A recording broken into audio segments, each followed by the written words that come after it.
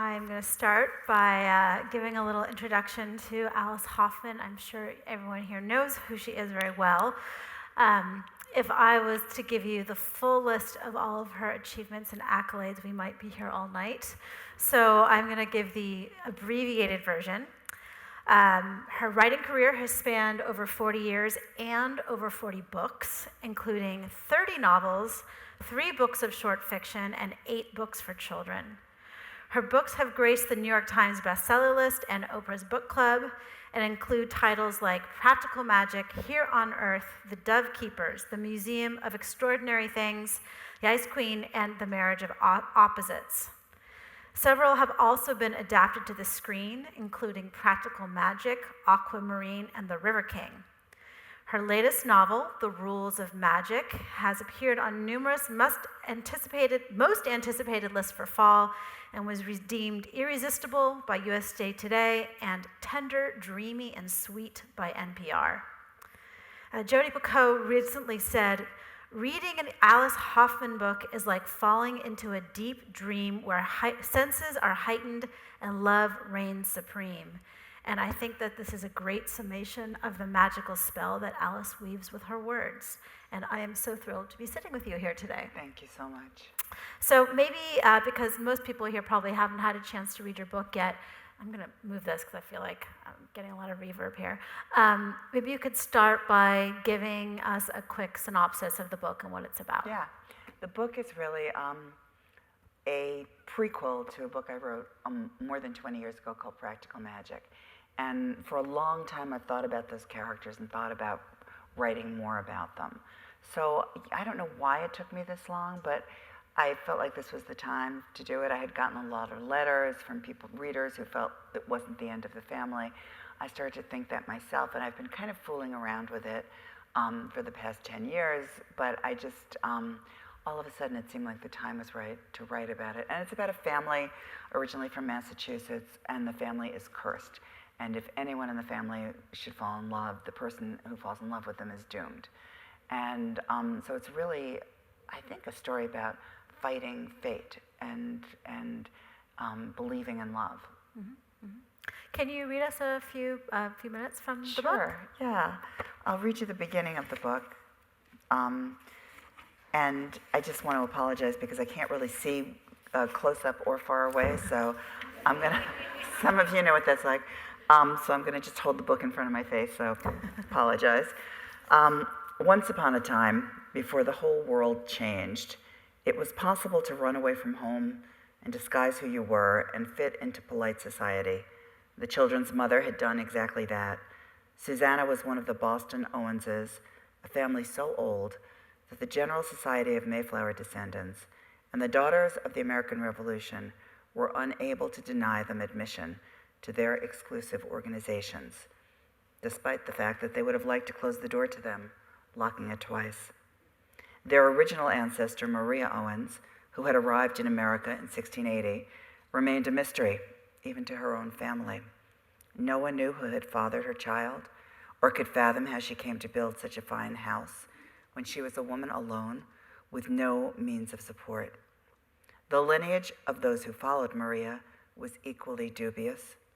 Husbands disappeared without a trace. Daughters begat daughters. Children ran off and were never seen again. And in every generation, there were those who fled Massachusetts, and Susanna Owens had done so. She had escaped to Paris as a young woman, then had married and settled in New York, denying her children any knowledge of their heritage for their own good, which left them with nagging suspicions about who they were. But it was clear from the start that they were not like other children, and therefore Susanna felt she had no choice but to set down rules.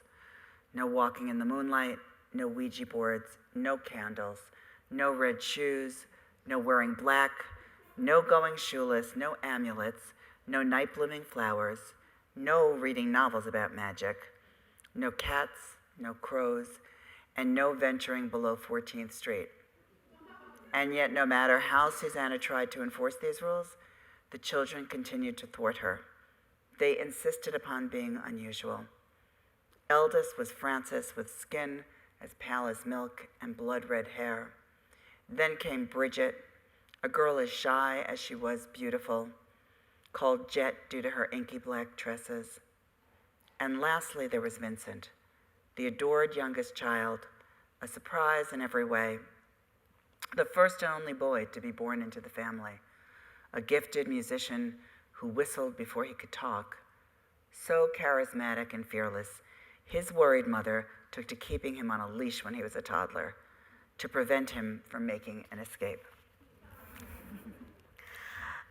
Let's talk a little bit about the title of the book, The Rules of Magic, and some of what you were just reading. There's these rules that they have to live with to be proper witches. How much research do you do? I mean, it comes off as being very, like, you really know what historical magic in America has been like, and obviously some of this is very well researched. But I'm curious how much of that comes from documents that you've read versus your own imagination of which rules would be. Yeah, I think it's kind of half and half. I mean, I think that I have a big magic library. I have it from the time that I wrote Practical Magic and from before. I've always collected magic books and fairy tales and myths. Mm-hmm. And for this, I added to that. So I do a lot of research, and I find out a lot about herbs and spells. I found out a lot through Ozark and country magic.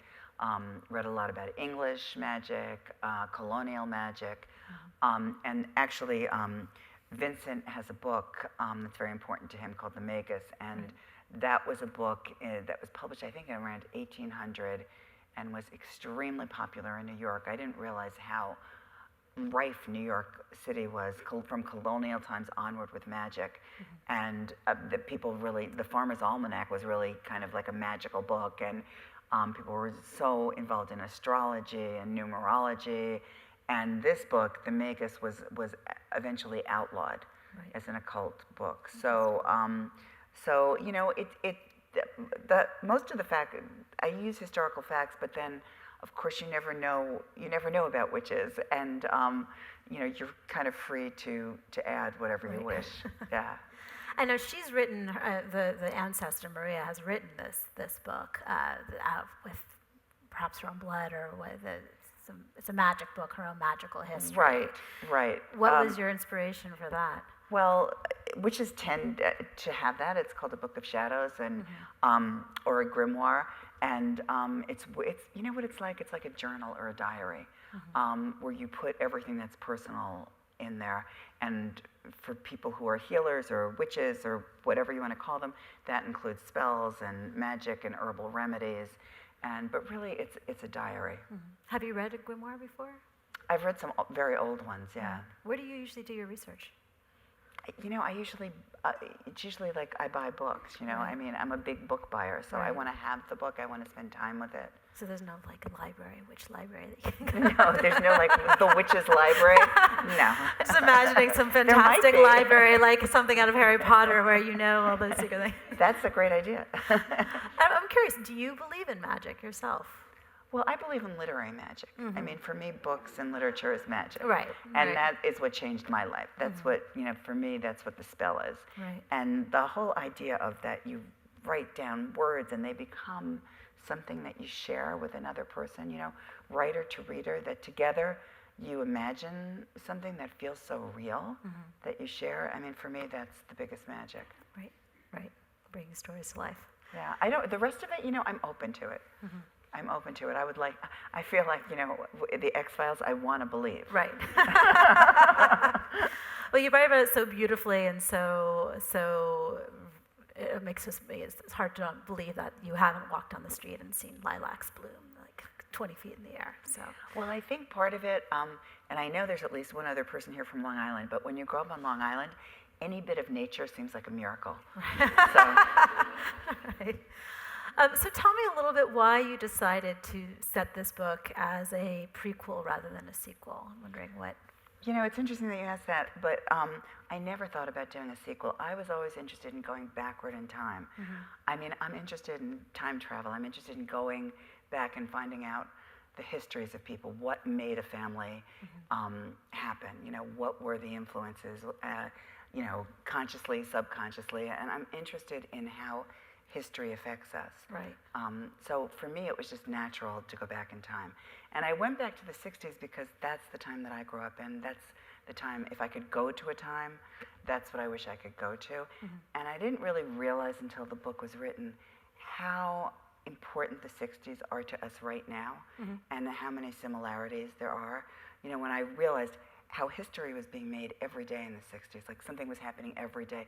So much, I mean, I really couldn't even begin to include it. I started to, and I had to get rid of everything. It would be a history book. Right. And I feel like today, it feels very similar, and the issues feel very similar, and I feel like what young people did to change the world in the 60s is starting to happen now, and I think needs to continue to happen now, you know, politically, but also socially, culturally. I think it may be that the times are very similar to the 60s. That's interesting. You know, one thing that I noticed, you know, I read Practical Magic again, you know, simultaneously with this, and one of the things, the departures that I was interested in, you know, in Practical Magic, the ants have this kind of invisible, we know very little about them except that they had, the only time they'd ever loved was when these two boys got hit by lightning and they're in high school and they'd never loved since. And clearly you took very different direction with this, and in fact it's all about how they did love but weren't able to get past the curse. And I'm curious how you chose to make that departure. Where did that come from? Well, you know, the funny thing is that, you know, I've only written one other kind of sequel to a teen book called Green Angel. So because of Practical Magic, I was stuck with certain things, you know, certain facts. Right. It's kind of, you know, when you wite a historical novel, you're stuck with certain facts. You can't change what happened. Right. So you can't change what happened in the book that you've already written. Right. So, you know, I really didn't, when I wrote that book, I didn't know the ants' history. Right. And so I had to kind of work with that in accordance to the characters that they came to me as in the 60s. And I think it's so interesting. One of the things that I'm interested in is how you can really never know older relatives. Yes. Because you don't know how they were when they were young. Right. You think they are the way they are now, but really they had a whole history and a whole life that you can never really understand. Right, and they're not going to tell you the most of it. They're not going to tell you most of it. And I remember my grandmother saying to me that every time she passed a mirror, she thought she would see a girl of 16. And she was always shocked by the person that she saw. And, you know, she carried that person inside, that young person inside of her. Right. Right. Tell me a little bit. I was curious about the grandmother, your Russian grandmother, and how she was influenced your writing career. I know you've said something about that. But yeah, she influenced me greatly, and she believed in me, and she believed I could be a writer at a time when I didn't believe that I could be a writer. I mean, I never knew a writer. I never thought it was possible for anyone like me to become a writer. You know, when I was in school, we only read women who were British or dead, so it seemed like, right, I don't know, that probably wasn't true for you, but it really was true for me, and it just seemed impossible. And she really believed in me, and I feel like if you have one person who has faith in you, it's kind of enough. So that was, and she was my first storyteller. You know, she told me about growing up in Russia, and the way she talked about it felt like it was a fairy tale. You know, that she lived by a river whose name she couldn't remember, that was frozen all the time, and the men would disappear for 6 months until, you know, the river unfroze, and how she had to get up in the morning, she was the oldest child, and walk to the river for water, and there were wolves, and she was terrified. And it just felt like a fairy tale world to me. Right. When did you first start writing fiction? Like, at what age? I don't know about you, but I was a secret writer.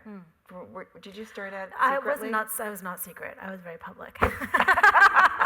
I was handing my stories into my teacher and going, look what I did. Oh, really? Oh, yeah. I was a secret writer. And in fact, I got caught writing in school. Oh, really? I mean, we come from very different time periods. So I got caught writing, and to punish me, my teacher read my poem aloud. Oh, my God. And actually, I thought it was cool. You know, so it didn't feel like a punishment to me. Right. So I was a secret writer, and years and years, you know, when I was an adult, I found like notebooks that I had written. And I was very interested not in my own life. I mean, I was not a journal keeper or a diary keeper. Were you? No.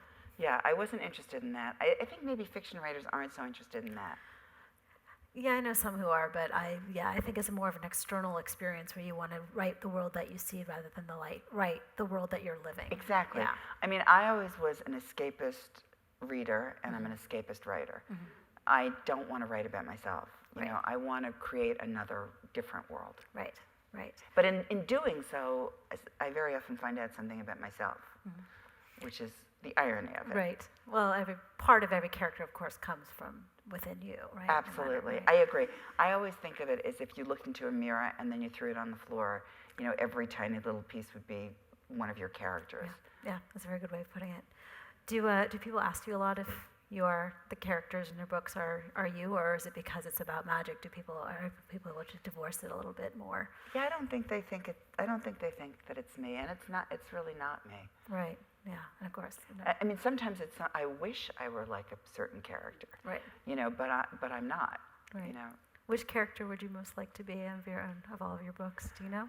You know, weirdly enough, the character that I really admire is Rachel Pizarro in a book that I wrote called. Oh, thank you, thank you so much. But you know, Rachel Pizarro was a rebel. She did things that were completely out of her time period and completely not what women were supposed to do. She created a radical, great painter. But interestingly enough, people really hated her in her time period and afterwards. And the woman who translated The Marriage of Opposites into French, Claire Durand, her grandfather was Pizarro's agent or whatever. Oh, but wow, he how sold his interesting. paintings. And she said, "I can't believe you wrote about Rachel. Everybody hated her." And I thought it's so interesting because there's almost nothing known about her. Right.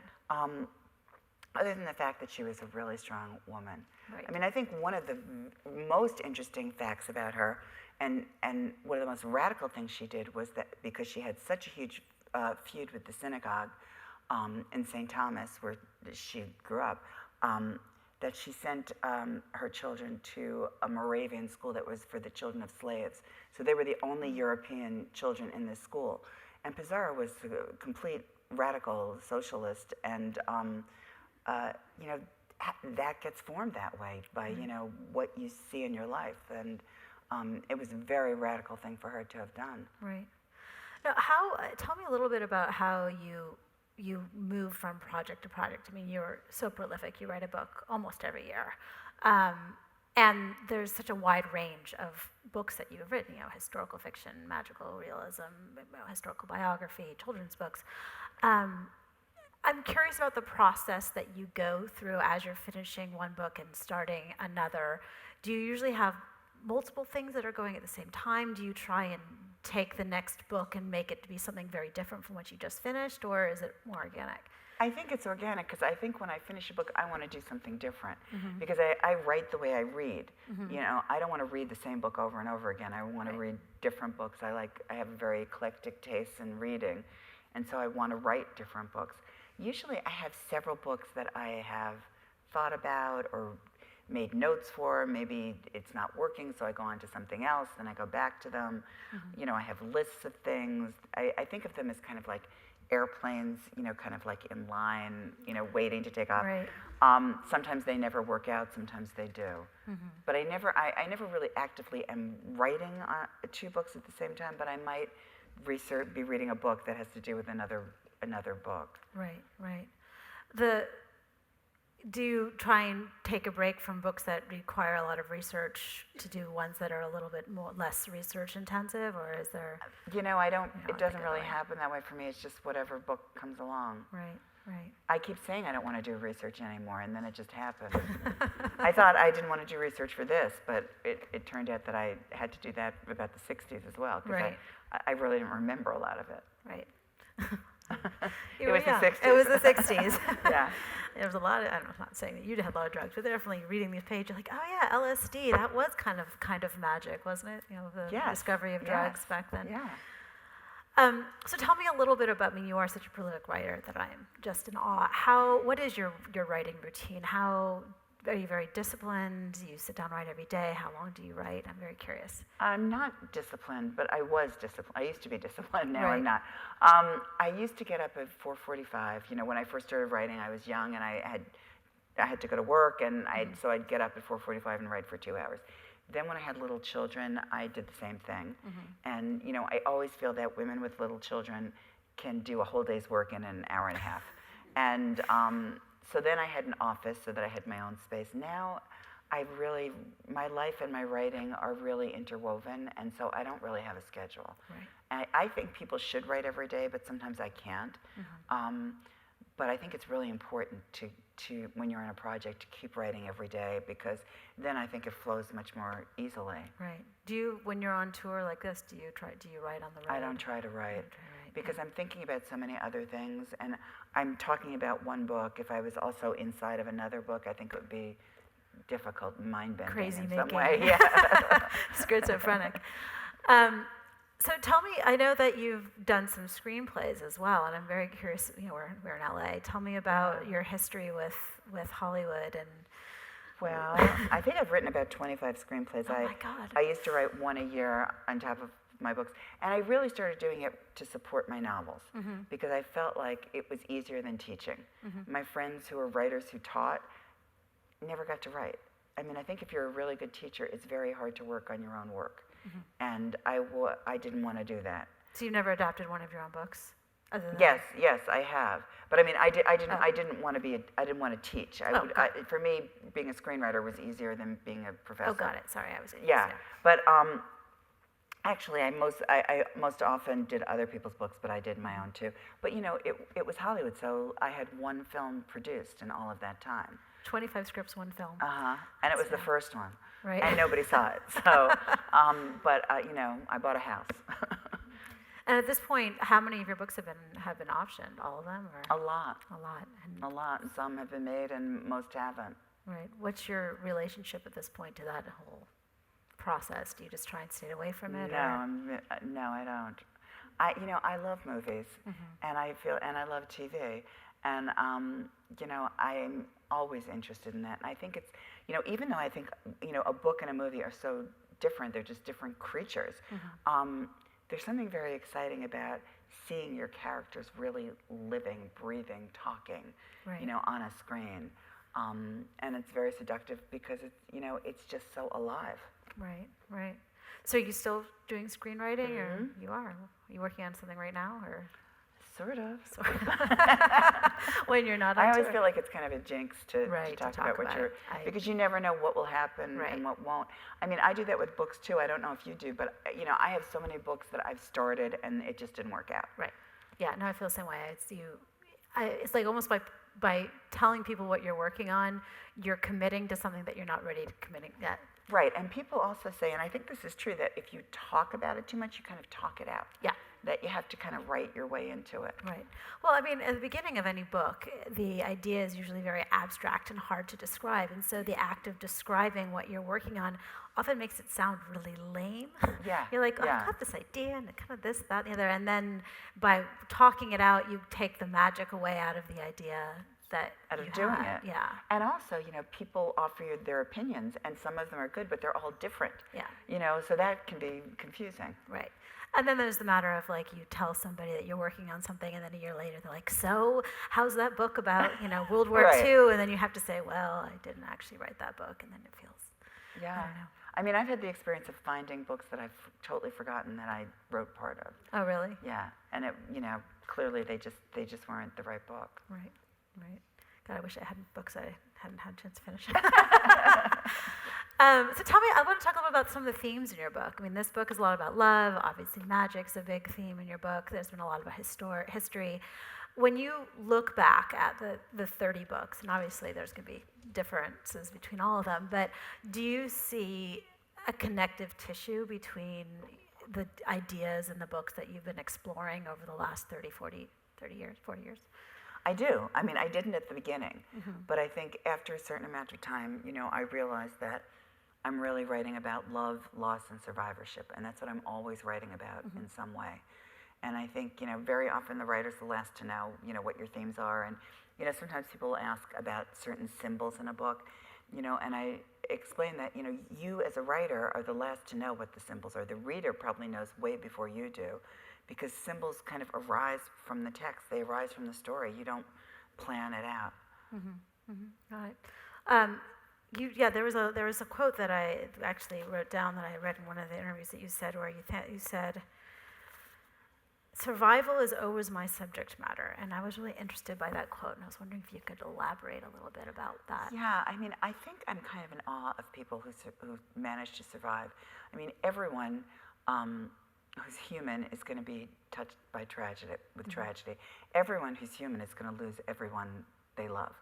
And I guess about 20 years ago, I was diagnosed with breast cancer. I'm a survivor of 20 years, and I think when that happened, more than ever, I was much more interested in how people survive, how people manage to survive, and I think that's my big question.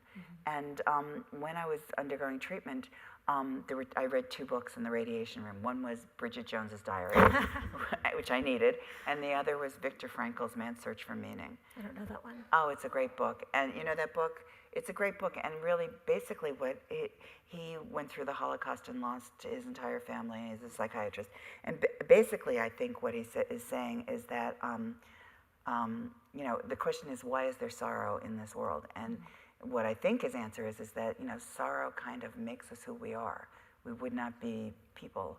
We would not be the people that we are without it. We have to learn from it and carry it with us.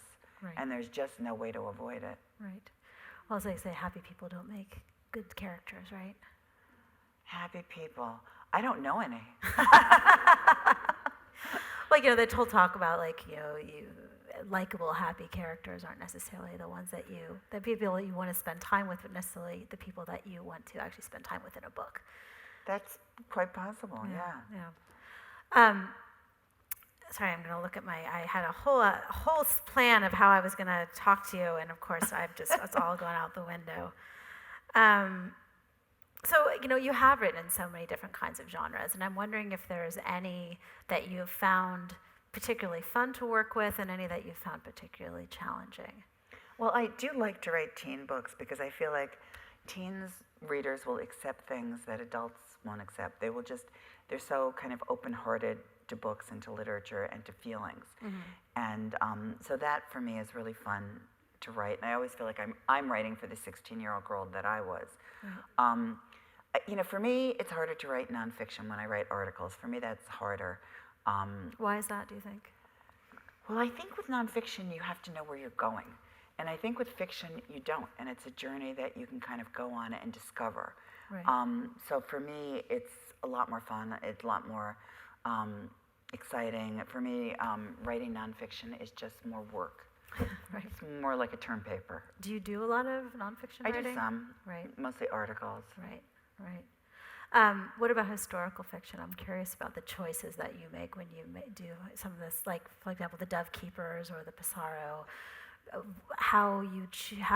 Why you've chosen the subjects that you've chosen and where they come from. Well, usually I choose a subject that I know nothing about. Oh, really? Which is probably extremely stupid, because I have to do tons of research. And Right. I'm never really fully aware of that when I choose the subject. I just choose it. And then I realize, oh my God, I don't know anything. Right. So, it just, or does it choose me? I don't even know. But, then I realized that there's so much research to do. And for the Dove Keepers, I knew nothing. I didn't know about the fall of Jerusalem. I knew nothing about, the Roman army. I really knew nothing. So that for me was it was about 5 years of research and writing for that book. And where did that story come to you from? Like, were you traveling? Were you just... Yeah, that story came to me really because, it came to me because my mother and I had shared books, and it was a very important process for us to share books. And my son didn't read, and never read a novel. And then he became an archaeologist. And when he did, he started talking about the digs that he had been on. And I realized it was really storytelling and finding out the stories of people of the past.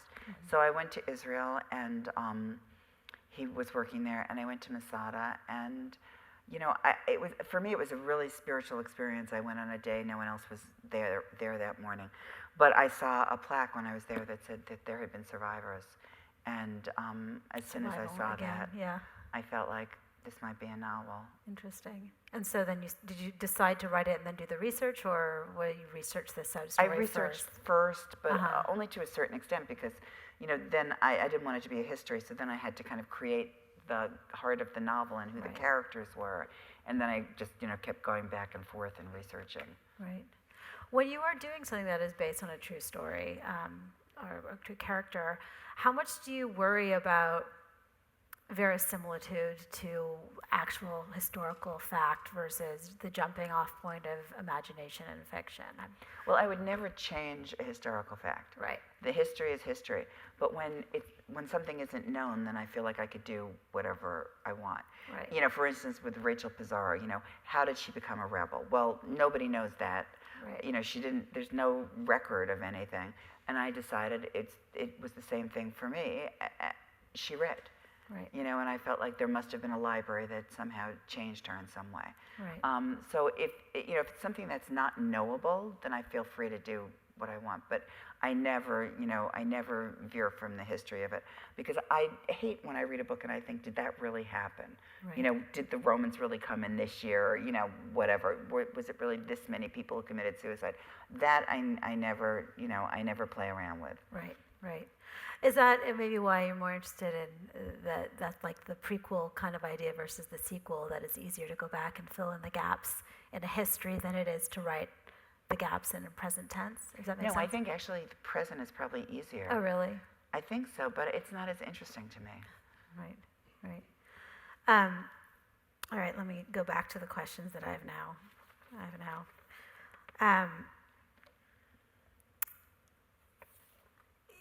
So tell me a little bit about being a writer of books that are primarily narrated by women. I mean, it seems like the majority of them have had female narrators.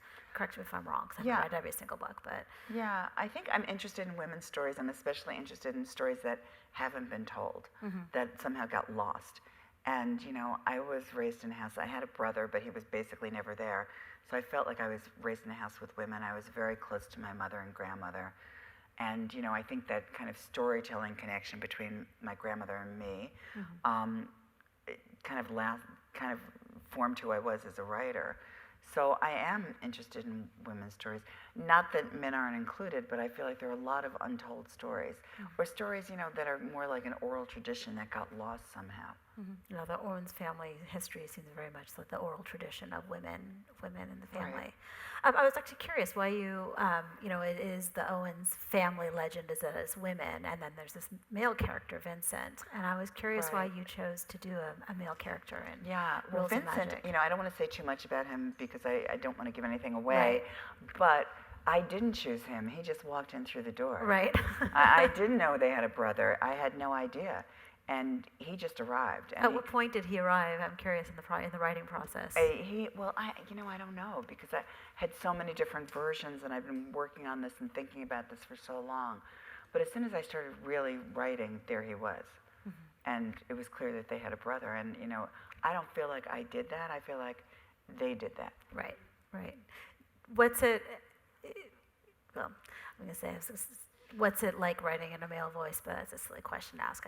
Well, you know what? I actually, maybe this is a terribly, horribly sexist thing to say, but I think women are better at writing in a male voice than men are at writing in a woman's voice. And maybe that's because, we're mothers and we understand our children, our sons, in a certain way as they grow up. I'm not really sure, but I really do feel that. But really, I feel like as a writer, you can pretty much write anyone. If you can imagine that person, you can write them. Right, right. Do you consider yourself a feminist writer? Yes. Yes. All right. Well, there's the answer I to do. that. And I mean, it feels to me like we are in a moment when there's much more openness and enthusiasm about women authors, women's voices, feminist authors. And I'm curious, you've been writing for 40 years, like how have you experienced the evolution of the literary world and readers, and whether there's more acceptance or openness or interest in your work? Well, I think I think there is, but I think not because of the literary establishment. I think because of readers. I mean, I think readers are very open to female voices, and I think book clubs have really changed things, and I think things have been changed by readers. But I think it's still the same old boys club in the in the publishing world in a sense. Like what have you seen along those lines? I'm curious. Well, everything that I think anyone sees in whatever job they're in is probably true no matter what job you're in, is that, men are paid differently, men are treated differently, I mean, I feel very lucky with my career, but that's just a fact. I mean, and even though more women, read fiction, I don't think that women novelists are treated the same as male novelists. I mean, I don't want to get into it too much, but I think it's just a fact, and I think it's true in every occupation. Right. But I think it's definitely true with writers. But I think the audience and the readership has made a huge difference in the past 10 or 20 years. Right. Yeah, I mean, it's been interesting this year, like watching what happened with the National Book Awards. We had 8 of the 10 long list finalists were women, and I think a bunch of them were women of color. And it seems, I don't know, I guess I've noticed in the last year, it seems like there's a sudden openness to more interest in female voices from establishment, certainly critics and award groups, but maybe I don't feel that you don't way. feel that way. No, I don't feel that way at all. I feel like certain people are anointed and they're more male identified, and but if you have a feminist writer, I think not so much, or maybe one is okay. Right. Like Gloria Steinem, she's okay.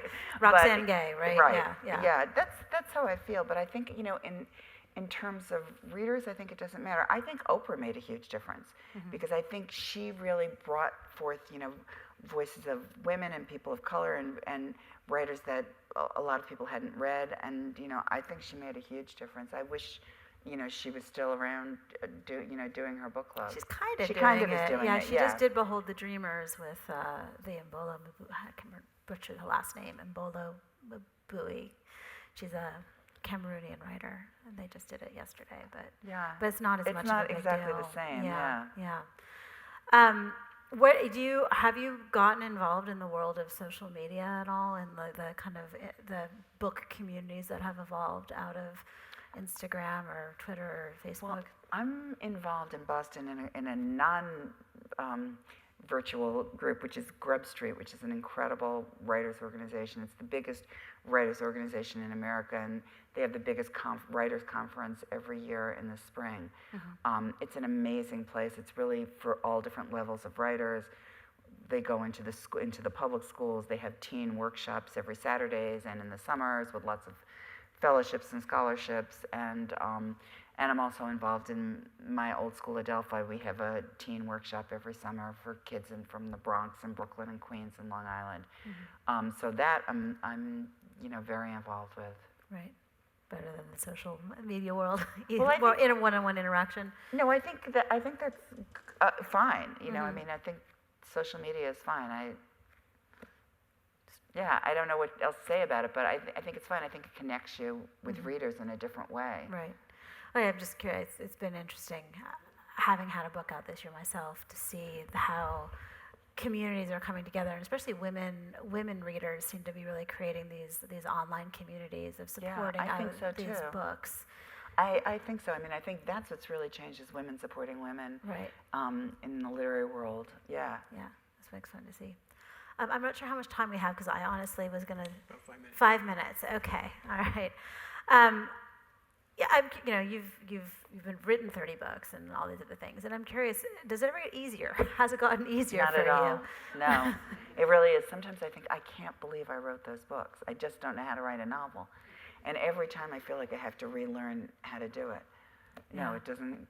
For me, it doesn't get easier. Oh God, don't tell me that. And what?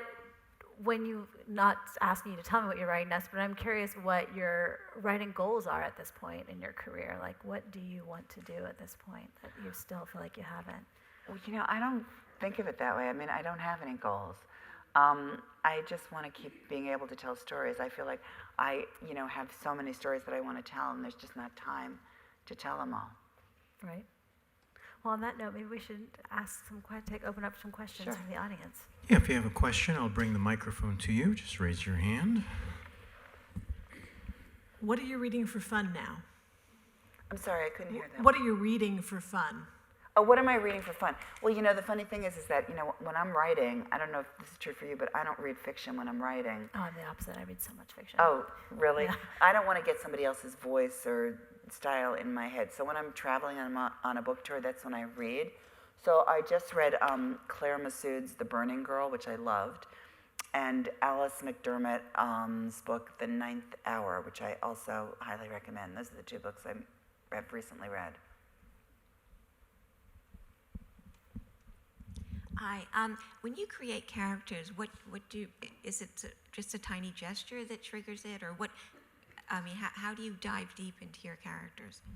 I'm sorry, I'm having trouble hearing. I said how when you create a character, can it come from anything like a gesture or just a look that you see someone give, and how do you dive deeply? Well, for me, the characters don't have anything to do with reality. So it's not really anything to do with what a person is doing or anything like that. I don't know, because very often characters just walk in the door kind of thing. And they are who they are. And if they're not, what I usually do is, I have like these big poster boards where I write down everything about a character, things I'm never going to use, but so that I know everything about them. But I'm not really using real life that I'm aware of. Maybe subconsciously I am, but it's not like I hear a conversation at Starbucks or I see what somebody's doing on the street. That's not really how I work in terms of character building. I'm curious. I'll finish it. Do you when you come with an idea, do you start with the world and then move to the character, or do you start with the character and then move to the world? It's different for me every time. Sometimes I'll start with a character like I did with Pizarro, or sometimes I'll start with a world. I wrote a book called Turtle Moon that took place in a small town in Florida, and I started with the town. But I don't know, it's different every time. Got it. Curious. Hi. A number of your characters, your female characters, have been the victims of sexual abuse and violence. And I was curious, given the current revelations that have been coming out lately, the sort of responsibility you feel when you write these characters and the way they get away from these situations and how they reconstruct themselves, how you imagine that and how you feel about sort of placing those fictional characters in the real world contexts of women who have this very real things going on in their lives. Well, I think that's an interesting question, especially this week, which was the Me Too week, which was really, we were just talking about it before we came on, is like, yes, we knew that this happened, to so many of our friends, but to see it and to see that it was really almost every woman, if not every woman, had experienced this, was really powerful. And, I don't think when I'm writing a book how I'm necessarily going to affect the world, the larger world. I'm just writing a book for myself, when I'm writing. I don't think in those terms when I'm working. I don't think I could work if I thought in those terms, because I'm going really deep inside and I just kind of have to block out the outside. It's like someone told me this funny thing where some people can't write because they're afraid. Oh, today, a friend of mine told me, people are afraid to write because they don't want their mothers to read it. And I said, all you have to do is take a razor blade and, cut out those pages that you don't want your mothers to read. But I think you can't care what your mother's going to think if you're writing a book, or it will stop you.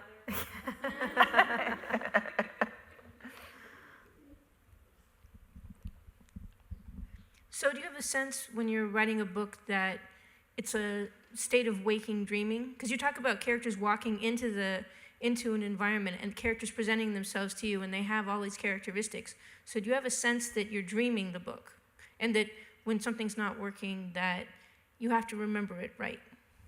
That you have to think about it, like you're not remembering it correctly, and you have to It's just, I always have a sense I'm remembering, not writing. Yeah. You know, it's funny. I think that's such a smart question, and I feel like you're either a therapist or a writer to ask this question. One of them or both of them.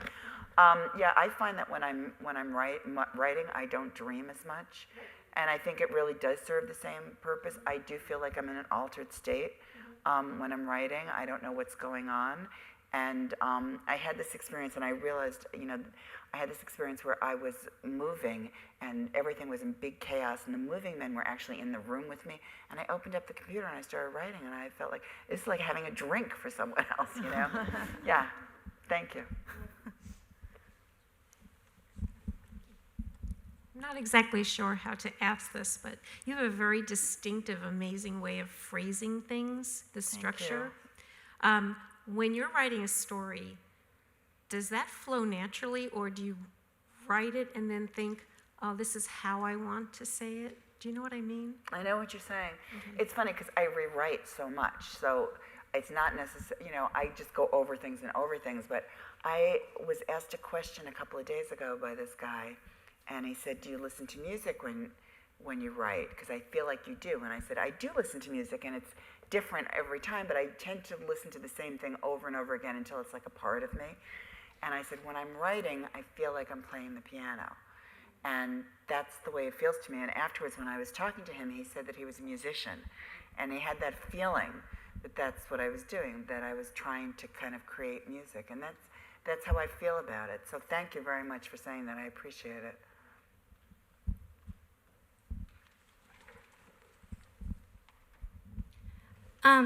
You said that you are a storyteller and your grandmother kind of helped encourage you that way, and she was a storyteller.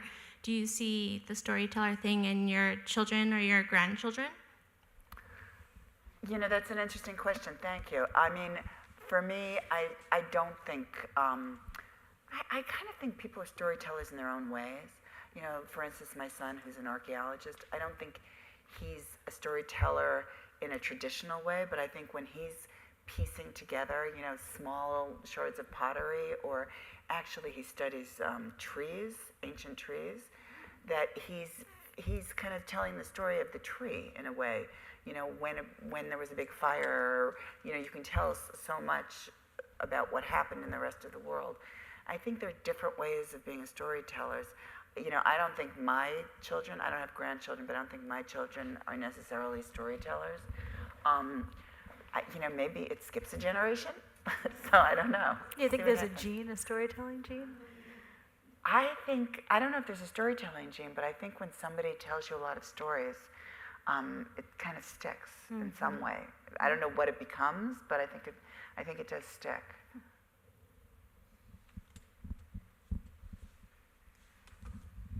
One of my favorite books is your Marriage of Opposites, and you've referred to it several times. What was your original inspiration for Pizarro and Rachel? How did that come about? Thank you. Well, I went to an exhibition at Williams College. I just happened to be there. I was at a wedding, and there was a break in the wedding, and there was a Pizarro exhibit, and you know, I didn't know nothing about art, but I thought of him as like the father of Impressionism, French. That's it. And I didn't know he was Jewish, and I didn't know that he was from St. Thomas.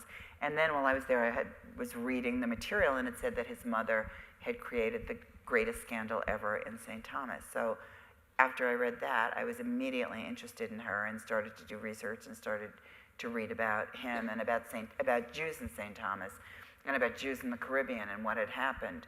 I'd written a book for kids called Incantation about the Spanish Inquisition.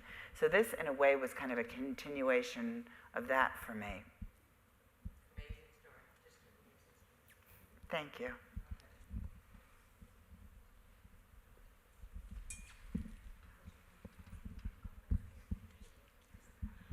So first of all, I just want to thank you so much because I've read so many of your books. Like I have an entire shelf on my bookshelf just dedicated to you. You've been my favorite author since high school. But I've always wondered, now that I've gotten more into the film and entertainment industry and the technological side of it, you've done the screenplay and you've done a lot of books, but I've seen a lot of adaptations from books to episodic television work a lot better because I think you have more time to connect with the characters. You know, you don't have that hour and a half time span. Yeah. You can have an entire season, potentially more. Have you thought about transitioning any of your books or potentially just writing more episodic television where we have more of a chance to get to know your characters? Yeah, I feel like you're a mind reader. Yes. Actually, Warner's, who did the film Practical Magic with Sandra Bullock and Nicole Kidman, is interested in doing it as a TV show of Rules of Magic. And I think it would be so much better as a TV show, exactly for the reasons that you said, because it's more novelistic in a way. You know, sometimes I think people are watching TV shows and series instead of reading novels because it feels the same, you know. And, you know, there was this wonderful series, I think it was called This Night, written by Richard Price, who's a wonderful novelist. And it felt like you were reading a novel. It had that same kind of feeling to it. The HBO one in the jail, that one, or no? Yes, Yes, right. yeah, Yes, yeah, I thought it was wonderful. That was wonderful, yeah. Any more questions? Well, looks like that's a wrap. Well, thank you. Thank you so much Oh, no, for. pleasure. Thank you, and thank you.